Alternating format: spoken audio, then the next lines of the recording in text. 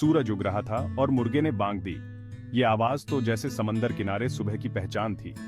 रवि, जो तमिलनाडु के तटीय गांव थारंगंबाडी में एक मछुआरा था, नींद से उठा। 26 दिसंबर 2004 किसी और दिन की तरह ही शुरू हुआ था। बस एक और दिन समुद्र के किनारे। आज समुद्र असामान्य रूप से शांत था। हवा में एक अजीब सी घबराहट थी, समुद्र की लय से बिल्कुल अलग। हम आज कुछ अजीब लग रहा है। उसने बढ़ती बेचैनी को दूर भगाने की कोशिश की। इसे थकान का नतीजा माना। वह पिछली रात मछली पकड़ने में देर तक लगा रहा था। उसकी छोटी लकड़ी की नाव अन्नाई मां पानी में धीरे धीरे हिल रही थी। समुद्र अपनी असामान्य शांति के बावजूद उसे आकर्षित कर रहा था। ये बस थकान है रवि, और कुछ नहीं। सन्नाटा घबरा देने वाला था। रवि रुक गया। उसकी निगाहें क्षितिज पर टिकी हुई थीं। जैसे जैसे रवि आगे बढ़ता गया, उसने कुछ अजीब देखा। पानी का स्तर कम होता जा रहा था। समुद्र तल को उजागर कर रहा था, जिसे उसने पहले कभी नहीं देखा था।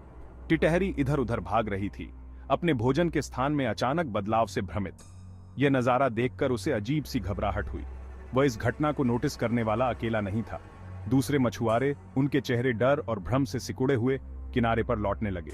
ये क्या हो रहा है? समुद्र नाराज है, और यह एक बुरा संकेत है। हल्की हवा द्वारा उसे ऐसी फुसफुसाहट सुनाई दी। उसके अंदर दहशत फैलने लगी।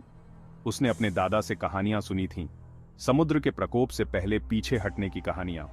क्या यही वो चेतावनी थी जिसके बारे में उन्होंने बताया था? दादाजी की कहानियां, क्या वो सच हो सकती हैं? उसका दिल तेजी गति से धड़कने लगा। डर का ढोल बजने लगा। उसे वापस जाना ही था। उसे मीना और बच्चों को चेतावनी देनी ही थी।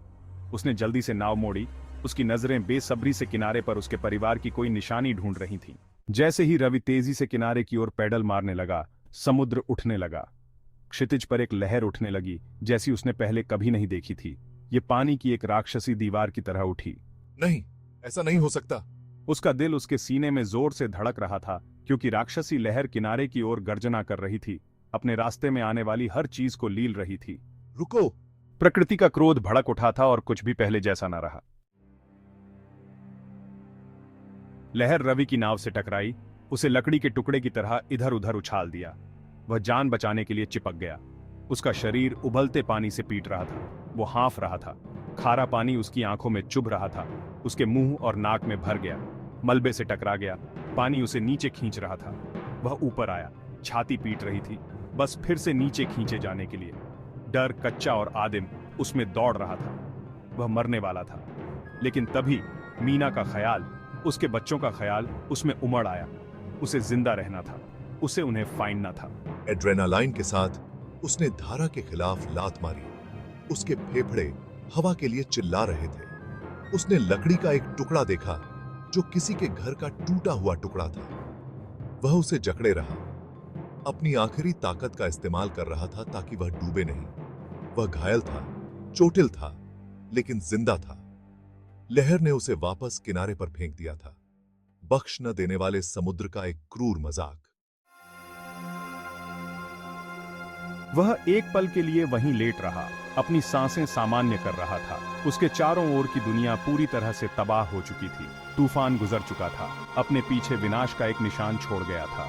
जहां कभी उसका गांव हुआ करता था, अब केवल मलबा ही बचा था। हवा में नमक और सड़न की गंध भरी हुई थी। वह अपने पैरों पर खड़ा हुआ। उसके पैर कांप रहे थे। उसका शरीर विरोध में चिल्ला रहा था। उसे अपने परिवार को फाइंडना था। उसे मीना, अपने बच्चों को फाइंडना था। उसका दिल उसकी पसलियों के खिलाफ एक तेज लय में धड़क रहा था। डर और बेताब आशा का मिश्रण।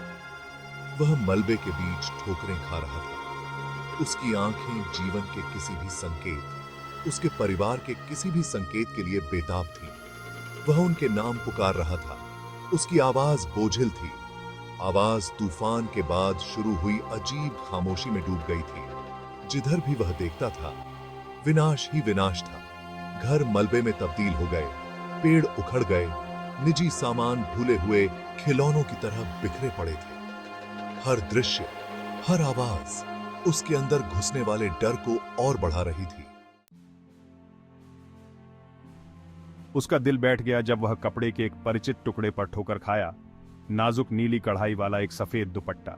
यह मीना का था। उसने इसे तुरंत पहचान लिया। उसकी रगों में खून जम गया। वह अपने घुटनों पर गिर पड़ा। दुपट्टा उसके हाथ में जकड़ा हुआ था। उसका गला दुख से भरा हुआ था। उसकी मीना, उसकी प्यारी पत्नी, चली गई। उसके बच्चे, उसके अनमोल बच्चे समुद्र के प्रकोप में खो गए। वह अकेला था। अचानक हवा में एक हल्की सी चीख सुनाई दी। एक आवाज इतनी छोटी, इतनी नाजुक, फिर भी जीवन से भरी हुई। उसने ऊपर देखा। उसका दिल तेज धड़क रहा था। वहां मलबे के बीच उसने उन्हें देखा। उसका बेटा विजय अपनी छोटी बहन प्रिया को पकड़े हुए था। उनके छोटे छोटे चेहरे आंसुओं और मिट्टी से सने हुए थे। अप्पा, विजय स्क्रीमिंग या उसकी छोटी सी आवाज राहत से भरी हुई थी। रवि ने प्यार का एहसास पहले कभी इतनी तीव्रता से नहीं किया था। इतनी ज्यादा राहत कभी महसूस नहीं की थी। उसके बच्चे, उसके अनमोल बच्चे जिंदा थे। वह उनकी ओर दौड़ा। उसका दिल दुख और खुशी के मिश्रण से फटने वाला था। उसने उन दोनों को अपनी बाहों में भर लिया, उन्हें कस के पकड़े हुए, उनके छोटे छोटे शरीर को अपने खिलाफ कांपते हुए महसूस कर रहा था। वे जिंदा थे। यह एक चमत्कार था। यह ठीक है, तुम अब सुरक्षित हो, वह बड़बड़ाया। उसकी आवाज भावनाओं से भरी हुई थी। वह उन्हें कस के पकड़े हुए था, उनकी गर्माहट को अपनी त्वचा के खिलाफ महसूस कर रहा था। उनके बचे रहने की वास्तविकता धीरे धीरे उसके अंदर समा रही थी। उसने बहुत कुछ खोया था, लेकिन वे उसके पास थे। वे चोटिल थे, फिर हुए थे, लेकिन जिंदा थे। वे उसे चिपके हुए थे। उनकी छोटी बाहें उसकी गर्दन के चारों ओर कस के लिपटी हुई थीं। साझा दुख और राहत के उस पल में उन्हें अपने बचपन में ताकत मिली। एक परिवार बिखर गया, लेकिन टूटा नहीं। जैसे ही सूरज डूबने लगा, तबाह हुए परिदृश्य पर लंबी छाया पड़ने लगी। रवि जानता था कि उसे आगे बढ़ते रहना होगा। उसे अपने बच्चों के लिए आश्रय, भोजन और पानी फाइंडना था। उसे जीना था उनके लिए। इसके बाद के दिन एक धुंधले से थे। राहत सामग्री गांव में पहुंचने लगी। अपने साथ भोजन, पानी और चिकित्सा सामग्री ला रही थी। बचे हुए लोग अपने साझा नुकसान और जीने की इच्छा से एकजुट होकर एक दूसरे की मदद के लिए आगे आए। रवि अपने बच्चों को साथ लिए अन्य ग्रामीणों के साथ मलबे को साफ करने, अपने घरों, अपने जीवन का पुनर्निर्माण करने में जुट गया। ठोंकी गई हर कील, लगाई गई हर ईंट उनके दिलेरी, त्रासदी से टूटने से इनकार करने का प्रमाण थी। उस दिन की याद, लहर की गर्जना, मीना का नुकसान उसके दिल में एक लगातार दुख बना रहा। लेकिन अपने बच्चों की आंखों में, मलबे के बीच खेलते समय उनकी हंसी में उसे आगे बढ़ने की ताकत मिली। समुद्र, जो कभी आजीविका और आतंक दोनों का स्रोत था, अब रवि के लिए एक नया अर्थ रखता था। यह जीवन की नाजुकता, भाग्य की अप्रत्याशित प्रकृति की याद दिलाता था। लेकिन यह आशा, नवीकरण, मानवता की स्थायी भावना का भी प्रतीक था। सुनामी के बाद का जीवन दुख, दिलेरी और आशा के धागों से बुनी गई एक किस्सा गोई थी। उस दिन के निशान बने रहे, बचे हुए लोगों के दिलों में गहरे अंकित थे। जीवन की मौजिक प्रकृति की एक स्थिर याद दिलाते थे। रवि अपनी प्यारी मीना के नुकसान से हमेशा के लिए चिह्नित हो गया। अपने बच्चों में सांत्वना पाता था।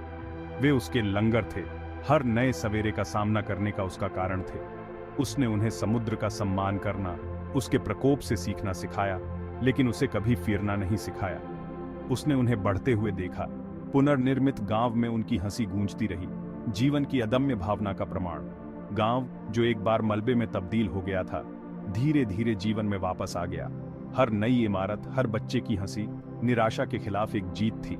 सुनामी हालांकि एक त्रासदी थी, लेकिन इसने मानव भावना की ताकत, एकता और करुणा की शक्ति को भी प्रकट किया था। इसने उन्हें एक दूसरे की कद्र करना, जीवन के अनमोल उपहार को महत्व देना सिखाया था। साल बीत गए। सुनामी की याद, हालांकि फीकी पड़ गई थी, गांव की सामूहिक स्मृति में अंकित रही।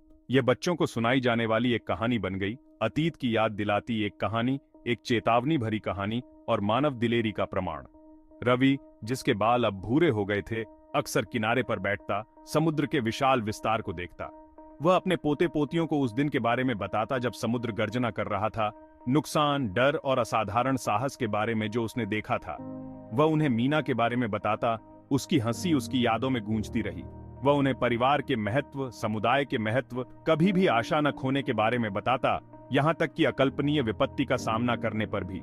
सुनामी, समंदर का साया, ने उनके जीवन पर एक लंबी परछाई डाली थी, लेकिन इसने उन्हें जीवन की क्षण भंगुर प्रकृति की कद्र करना, हर सूर्योदय, हर साझा हंसी, जुड़ाव के हर पल को संचय करना भी सिखाया था।